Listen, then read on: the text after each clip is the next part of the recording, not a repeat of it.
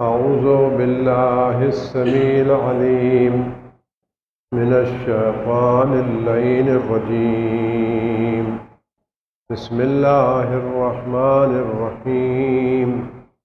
الحمد لله الذي لا يبلغ بدعته القائلون ولا يحصي نعماءه العادون ولا يؤدي حقه المجتهدون.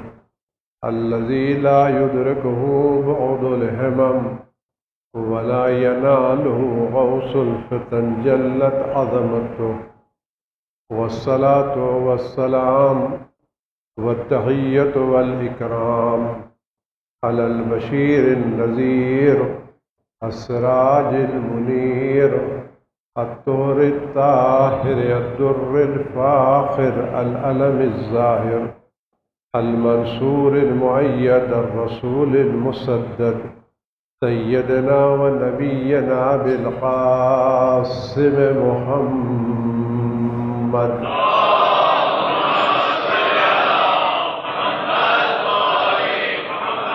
وعلى آله الطيبين الطاهرين المعصومين المظلومين الذين أذهب الله عنهم الرجس وطهرهم تطهيرا.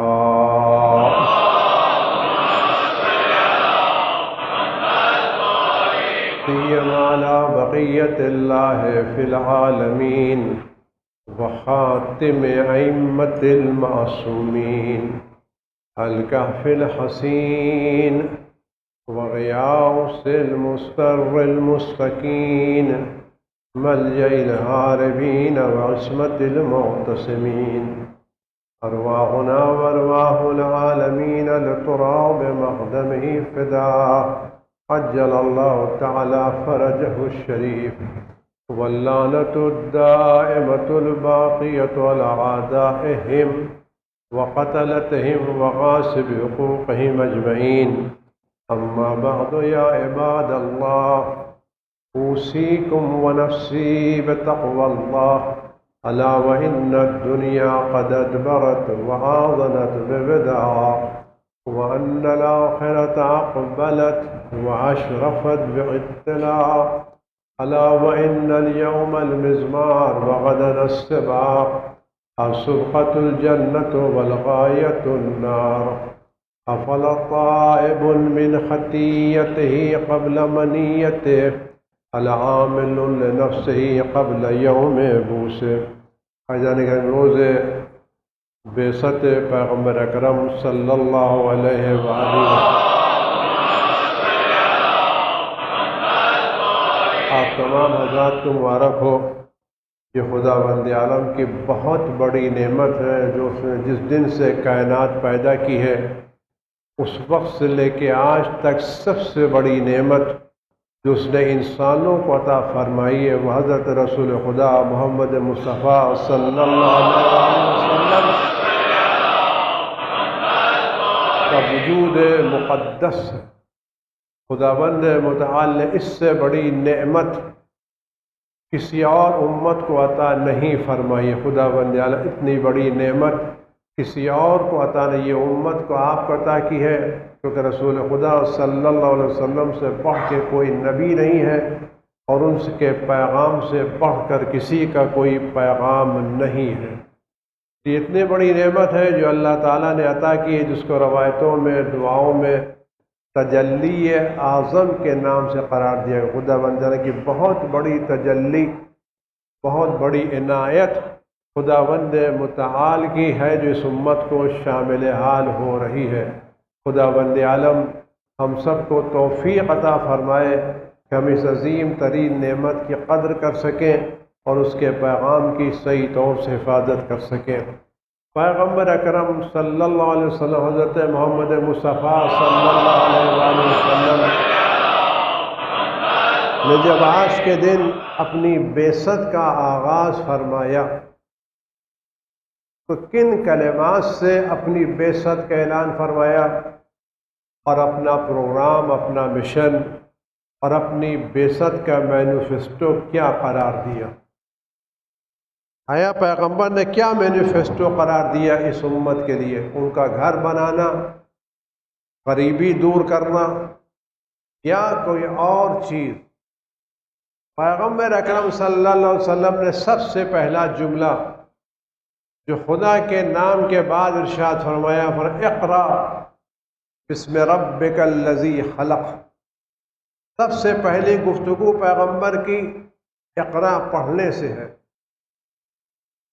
علم الانسان ما لم یعلم، علم الانسان بالقلم، خدا نے انسان کو وہ تعلیم دیا جو وہ نہیں جانتا تھا، اور انسان کو قلم کے ذریعے علم سکھایا۔ تو سب سے پہلا جملہ جو زبان مبارک پیغمبر اکرم صلی اللہ علیہ وسلم پر جاری ہوا،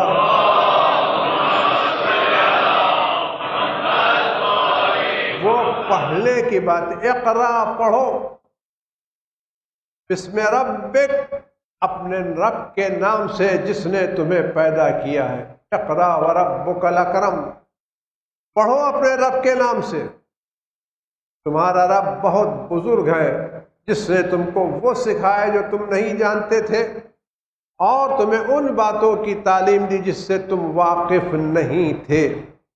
تو آج سب سے بڑا مسئلہ امت اسلامی کا جو پیغام پیغمبر نے دیا ہے وہ تعلیم کا پیغام، پڑھنے لکھنے کا پیغام۔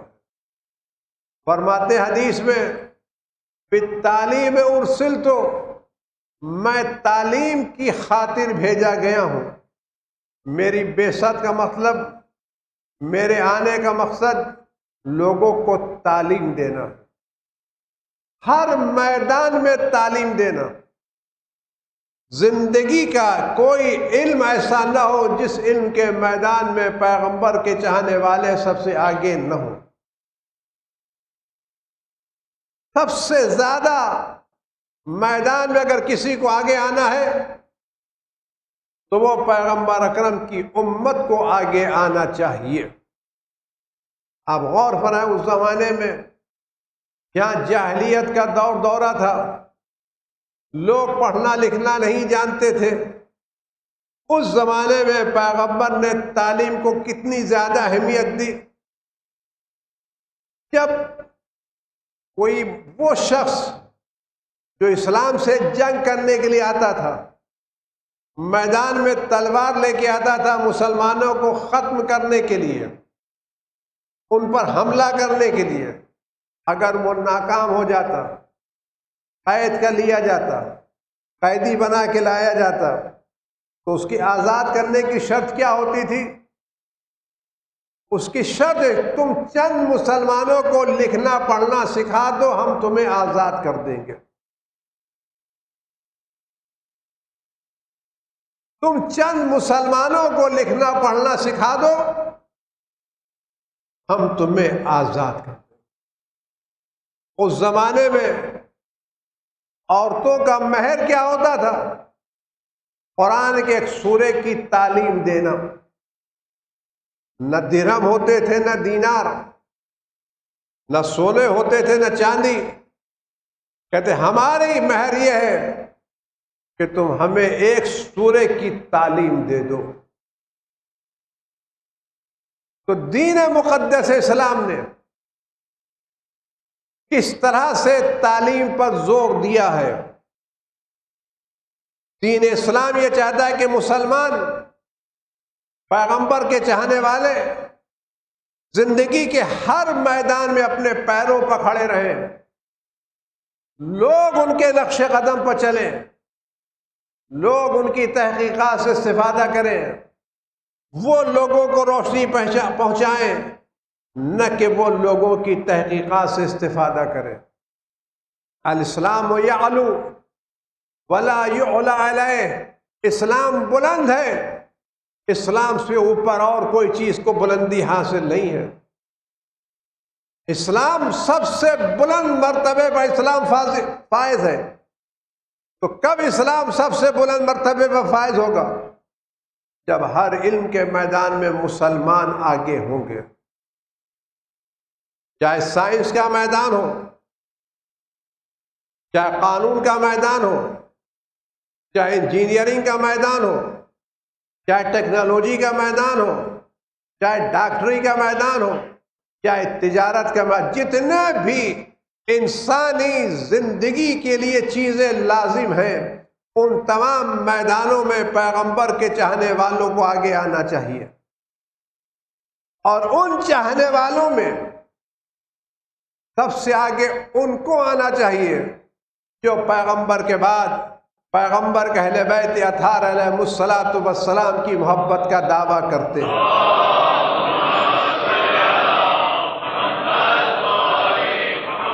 جو لوگ اہل بیت کے چاہنے والے، ان پر دو حق ہے، ایک پیغمبر کی نبوت کا حق ہے اور ایک اہل بیت کی امامت و ولایت کا حق ہے۔ یہ دونوں حق اس بات کا مطالبہ کرتے ہیں کہ اہل بیت کے چاہنے والے، پیغمبر کا کلمہ پڑھنے والے زندگی کے ہر مثبت میدان میں سب سے آگے ہوں۔ اور یہ کب ہوگا؟ جب ہمارے اندر علم کا جذبہ پیدا ہوگا، ہمیں ایک جوش پیدا ہوگا، ایک تحریک پیدا ہوگی، ایک مومنٹ پیدا ہوگا علم کی طرف آنے کے لیے۔ آج ہمیں اپنی فکروں میں علم کی شمعوں کو روشن کرنا پڑے گا۔ آج جیسے رجب آنے کے بعد، اس مقدس مہینے کے آنے کے بعد مسلسل دسترخوانوں کا سلسلہ شروع ہو جاتا ہے۔ آج ان کے کیا دسترخوان ہے، آج ان کے کیا نذر ہے، آج ان کے کیا کوڈا ہے، آج ان کے کیا شیر خرما ہے، آج ان کے کیا بریانی ہے۔ میں نہیں کہتا آپ اس کو بند کیے، اور کیجئے اور کیجئے اور کیجئے، لیکن اسی کے ساتھ رجب کو یہ بھی پروگرام بنائیے، آج فلاں انجمن کی طرف سے اس کے کامیاب بچوں کے نام دیا جائے گا، آج فلاں ادارے کی طرف سے ٹاپ کلاس لڑکوں کو مان کیا جائے گا، آج فلاں کی طرف سے، یعنی جہاں یہ دسترخوان بچھایا جا رہا ہے، وہ علم کا ماحول بھی رجب کے ماحول میں گرمانا چاہیے کہ رجب آئے گا تو پتہ چلے گا کہ ہمارے قوم کے کون کون سے بچے کس میدان میں آگے بڑھ چکے ہیں۔ ہمیں ان چیزوں کو آگے بڑھانا پڑے گا۔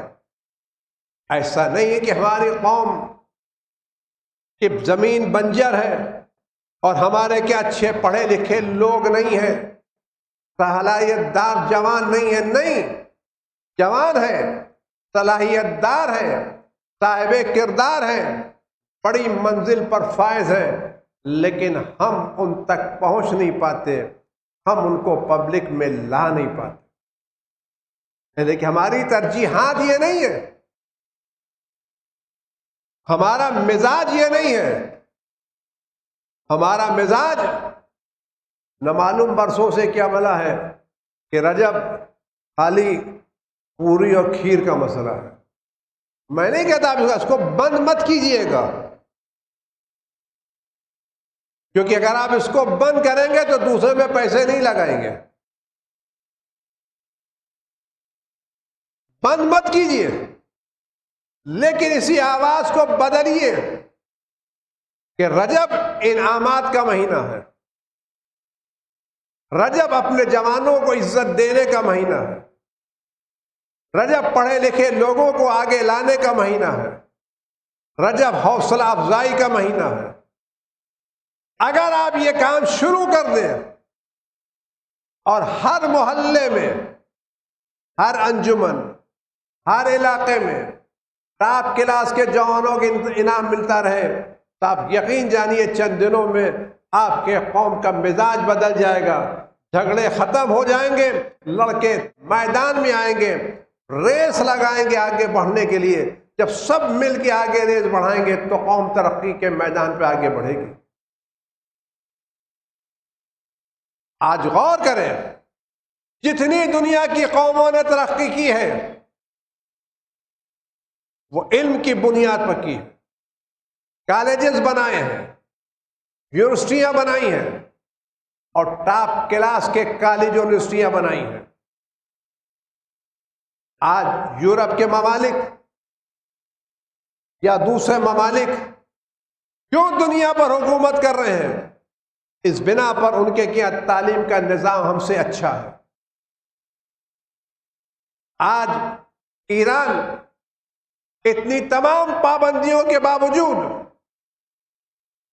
اس نے کیوں مقابلہ کیا؟ کیونکہ اس نے انقلاب کے بعد علم کے میدان میں ترقی کی ہے۔ آج وہاں کی یونیورسٹیوں کا ریٹ نکالیں آپ تو پتہ چلتا ہے وہاں کی یونیورسٹی کا ریٹ ہندوستان کی بعض یونیورسٹیوں سے زیادہ ہے۔ پابندیوں کے باوجود، پریشانیوں کے باوجود انہوں نے یہ احساس کیا اگر ہمیں زندہ رہنا ہے تو اپنے بلبوتے پر علمی میدان میں ترقی کرنا ہے۔ آج ہمارے جوان میں طاقت پائی جاتی ہے، لیکن ہماری قوم کی ذمہ داری ہے ان ہیرو کو تراش کر کے قوم کے سر کا تاج بنائیں۔ آج ہندوستان میں جو علم کا میدان ہے یہ ہندوستان کے افراد ہیں جو دنیا کی بڑی بڑی کمپنیوں میں، ملٹی نیشنل گلوبل کمپنیوں میں کوئی پریزیڈنٹ ہے۔ آپ سافٹ ویئر کو دیکھ لیجئے، گوگل کو دیکھ لیجئے، اس کے ٹاپ میں کون ہے؟ آپ ہی کی زمین کے نکلے والے ہیں، اسی سورج کے نیچے پلنے والے ہیں، اسی ہوا میں پلنے والے ہیں، اسی پانی سے پینے والے ہیں۔ تو اگر وہ ترقی کر سکتے ہیں تو ہم علی کے چاہنے والے ترقی کیوں نہیں کر سکتے؟ ہماری فکریں کیوں بلند نہیں ہیں؟ ہمیں کیوں صرف واچ مین ہو جانا ہے، لفٹ مین ہو جانا ہے، کیوں مزدور ہونا ہے؟ ہم امیر کے ماننے والے ہیں تو ہمیں کائنات میں امیر بن کے رہنا ہے، فقیر بن کے نہیں رہنا۔ یہ کب ہوگا؟ جب ہماری فکر اونچی ہوگی، ہماری فکر میں بلندی آئے گی، اور یہ بلندی آپ پیدا کریں گے۔ اگر آپ کے محلے میں کسی نے ڈاکٹری میں ٹاپ کیا ہے تو پورے محلے کی ذمہ داری اس کو بلا کر کے ہار پہنائے، پھول پہنائے، چادر دے، تاکہ ایک گلے کا ہار کل سبب بنے گا کہ 10 گلے تیار ہو جائیں گے اس طرح کے ہار پہننے کے لیے۔ ایک عزت کی شال اگر آپ نے کسی جوان کے گلے میں ڈال دی تو چند سال کے بعد 10 جوان تیار ہوں گے جو اس شال کے حقدار ہوں گے۔ آج ہمیں پیغمبر کی بعثت کے موقع کے اوپر ان کو کیا خراج عقیدت پیش کرنا چاہیے؟ آج ہمارے مدارس، ہمارے اسکول، ہمارے کالج جہاں بھی ہو، میری خدا سے دعا ہے کہ وہ تمام کالجز، اسکول جو اہل بیت کے چاہنے والوں نے قائم کیے، میری دعا جس علاقے میں بھی یہ اسکول ہو اس علاقے کے نمبر 1 اسکول قرار پائے، اور میرے وہاں کے ہر طرح کے مینجمنٹ سے گزارش یہی ہے کہ آپ اپنے اسکول کو اتنا اونچا بنائیں کہ جب ایڈمیشن کی بات آئے تو سب سے پہلے ایڈمیشن میں آپ کا نام آنا چاہیے۔ محلے والے، دور دراز والے دعائیں مانگیں کہ دعا کرو اس اسکول میں میرے بچے کا ایڈمیشن ہو جائے۔ آیا یہ چیز ہماری قوم کی عزت کا سبب بنے گی نہیں بنے گی؟ آج آپ دوسری قوموں کو جا کے دیکھیں جو ہندوستان میں آزادی کے بعد آئی ہیں۔ آج بمبئی میں اگر آپ ان کے کاموں کو دیکھیں جو ہندوستان میں آزادی کے بعد آئی ہیں، کسی کے پاس 20 کالجز ہیں، کسی کے پاس 30 کالجز ہیں، اور بمبئی کے ٹاپ کلاس کالجز ان کے پاس ہیں۔ لاکھوں روپے ڈونیشن لے کے ان کے کیا ایڈمیشن ملتا ہے۔ ہم جو یہاں 200-250 سال سے رہ رہے ہیں کہ ہمارے پاس ایسے ٹاپ کلاس کے کالجز نہیں ہونا چاہیے؟ میں نہیں کہتا میرے پاس ہیں، عمدہ ہیں، لیکن ایک سوال ہے، کیا اس سے بہتر نہیں ہو سکتے؟ میں نہیں کہتا جو ہیں وہ خراب ہیں، جو ہے ان کی رینکنگ کم ہے، میں یہ نہیں کہتا، میں جس رینکنگ پر ہے کیا اس سے بہتر رینکنگ نہیں ہو سکتی؟ کیا ترقی کے اور زیادہ امکانات نہیں ہیں؟ کیا ہمارے اسکول اور کالج نیشنل لیول سے نکل کر کے انٹرنیشنل لیول کے معیار پر نہیں آ سکتے؟ یہ کب ہوگا؟ جب ہم میں ایک جذبہ پیدا ہوگا قوم کو آگے بڑھانے کا، اور یہ کام آپ کو کرنا ہے، قوم کے مخیرین کو کرنا ہے، ویل وشرز کو کرنا ہے۔ میں یہ بات بار بار عرض کر چکا ہوں، پھر دوہرا رہا ہوں آپ کی خدمت میں، غریبوں کو راشن بانٹنا بہت اچھا کام ہے، کسی بیوہ کے گھر میں چولہا جلا دینا بہت اچھا کام ہے، کسی برہنہ کو کھانا کھلا دینا بہت اچھا کام ہے، کسی بیمار کا علاج کرا دینا بہت اچھا کام ہے، بہتر کام ہے، کرتے رہیے، خدا قبول کرے۔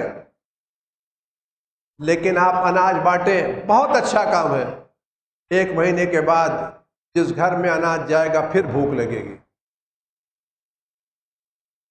6 مہینے کا اناج 6 مہینے کے بعد ختم ہو جائے گا، پھر بھوک لگے گی۔ کل 2 بھوکے تھے، کل 4 ہو جائیں گے۔ لیکن اگر ہم نے کسی گھر کا ایک بچہ لے کے پڑھا دیا تو چند سال کے بعد یہ پورا گھر بے نیاز ہو جائے گا، یہ گھر دوسروں کے سامنے ہاتھ پھیلانے سے محفوظ ہو جائے گا، اس گھر کی قسمت بدل جائے گی۔ بات صرف فیس دینے کی نہیں ہے، آپ سچ بتائیں، آپ اچھا پودا لے کے آئیں، بہترین پودا لے کے آئیں اور بہترین زمین میں اس کو بو دیں اور بونے کے بعد چلے جائیں، تو کیا یہ درخت تیار ہو جائے گا؟ نہیں تیار ہوگا۔ اچھا پودا چلے گا، لیکن اس کی دیکھ ریکھ نہیں کی گئی، مسلسل پانی نہیں دیا گیا، اغل بغل کی گھاسیں صاف نہیں کی گئی، کیڑوں سے اس کو محفوظ نہیں رکھا گیا، تو یہ پودا جل جائے گا۔ اگر ہم چاہتے ہیں یہ پودا آگے بڑھے تو اچھی زمین اور اچھے بیج کے ساتھ ساتھ مسلسل دیکھ ریکھ کی ضرورت ہے۔ اسی طرح سے کسی اچھے طالب علم کو، نوجوان کو صرف فیس دینے سے کام نہیں چلے گا، اس کو کاؤنسلنگ کرنا پڑے گی، دیکھنا پڑے گا، اس کو پروان چڑھانا پڑے گا، اور اس وقت تک اس کو ساتھ دینا پڑے گا جب تک یہ بڑی منزل تک نہ پہنچ جائے۔ ایک چھوٹی سی گفتگو، آپ غور کریں ہمارے مراجع نے کیا کام انجام دیا ہے۔ آج ہمارے مرجع بزرگ حضرت آیت اللہ عظمی آغا سستانی مدہ ذل العالی نے اپنی زاہدانہ زندگی اتنی بلند کی کہ دنیا کے بڑے بڑے لوگ آج اسی چھوٹے سے گھر میں آنے کے لیے تیار ہیں، جن کے قدموں کے نیچے ریڈ کارپٹ بچھائی جاتی تھی، آقا نے ان کے آنے کے لیے اپنی گلی کے پتھر بھی ٹھیک نہیں کرائے۔ کہ ہم خدا کی دی ہوئی عزت پر بھروسہ کرتے ہیں، ہماری عزت کارپٹ سے نہیں ملتی، ہماری عزت توپوں سے نہیں ملتی، ہماری عزت ہار پھول سے نہیں ملتی، ہمیں عزت خدا کی طرف سے ملتی ہے۔ جو خدا کا ہوتا ہے خدا اس کو عزت دیتا ہے۔ انہوں نے ایک ادارہ قائم کیا، علائن آپ جا کے دیکھیں تو صحیح، اس مرجع بزرگ نے کیا کام انجام دیا سوچ نہیں سکتے۔ 40 سے 50 ہزار سے زیادہ خانوادے گھر ہیں جن کی وہ ہر مہینے سرپرستی کر رہے ہیں، میں نے خود اپنی آنکھوں دیکھا۔ صرف کھانا نہیں دے رہے ہیں، لباس نہیں دے رہے ہیں، اس گھر میں کتنے بچے ہیں، ان کا ایجوکیشن اسٹیٹس کتنا زیادہ، میں نے خود اپنی آنکھوں دیکھا، فائل دکھائی دے کہ یہ بچہ ہے اس کے باپ نہیں ہے، غریب ہے، ہم نے اس کے ایگزام کا رزلٹ دیکھا ہے، یہ 2 سبجیکٹ میں اچھا ہے، ایک میں کمزور، ایک میں فیل ہے، تو ہم نے کیا کیا، اس رزلٹ کو لے کے اس کے اسکول گئے، اس کے ٹیچر سے بات کی، اس کے گھر والوں سے بات کی، اس کو سمجھایا، اس کو اوپر لے گیا۔ ایک بچہ کہ یہ بچہ ایک سبجیکٹ میں کمزور ہے تو پیسے دے رہے تھے، لیکن اس کو جا کے پرسنل ملے، ٹیچر سے ملے، اسکول سے ملے، کالج سے ملے، گھر والوں سے ملے، کہ اس کو اوپر لے کے آنا چاہیے۔ اسے کہتے پروان چڑھانا، اسے کہتے تربیت کرنا۔ کہ آج ہمارے قوم میں ایسے افراد نہیں ہو سکتے؟ کیا ہم اس میدان میں آگے نہیں بڑھ سکتے؟ مجھے یقین ہے ایک دن آپ بیدار ہوں گے اور قاعدے سے بیدار ہوں گے۔ میں آپ سے مایوس نہیں ہوں، مجھے اپنے جوانوں کی طاقت پر پورا بھروسہ ہے۔ یہ نئی نسل ایک دن ضرور انقلاب لے کے آئے گی، یہ نئی نسل ضرور ایک دن اپنے علمی کارنامے سے اپنے پیغمبر کو خراج عقیدت پیش کرے گی۔ پیغمبر، آپ نے تعلیم سے اپنی بعثت کا آغاز کیا تھا، ہم آپ کے گناہگار بندے تعلیم کے میدان میں آگے بڑھ کے آپ کو سلام کرنا چاہتے ہیں، ہم آپ کی بعثت کا مقصد پورا کرنا چاہتے ہیں، ہم آپ کو خوش کرنا چاہتے ہیں۔ اگر آج یہ کام ہو گیا تو آپ یقین جانیے ہماری قوم کہاں پہنچے گی۔ آج ہمیں اس بعثت کے موقع پر کیا کرنا چاہیے؟ عہد کرنا چاہیے، نہیں کرنا چاہیے؟ ہم علمی میدان میں، تعلیم کے میدان میں سب کو آگے بڑھائیں گے، پوری قوم کو آگے بڑھائیں گے، اور جب تک ہم اپنی پوری قوم میں 100% لٹریسی نہیں لے آئیں گے اس وقت تک خاموشی کے ساتھ نہیں بیٹھیں گے۔ اور اس کے لیے آپ گھبرائیں نہیں، آپ یتیم نہیں ہیں، آپ لاوارث نہیں ہیں، آپ اپنے سر پر امام میں وقت رکھتے ہیں، حجت ابن الحسن عسکری صلوات اللہ سلام علیہ رکھتے ہیں،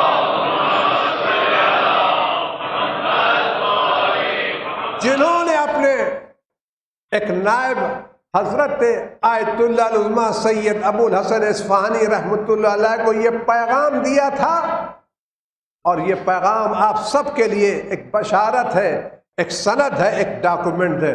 فرمایا کہ دیکھو، اجل مجلس کا ارخص نفسک، اپنے کو بہت زیادہ لیے دیے نہ رکھو، سمپل بناؤ، سادہ بناؤ، وجل مجلس کا فی الدہلیز، اور اپنی بیٹھنے کی جگہ اپنے گھر کی چوکھٹ قرار دو تاکہ لوگ تم سے آسانی کے ساتھ ملاقات کر سکیں۔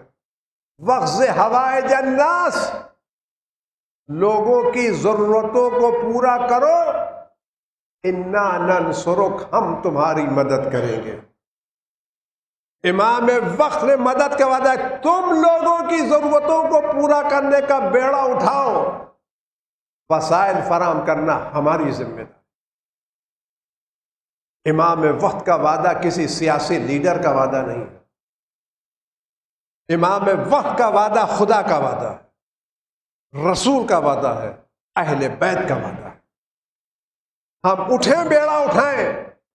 دیکھیں، غیب سے ہمارا امام غیب مدد کرتا، یہ نہیں کرتا۔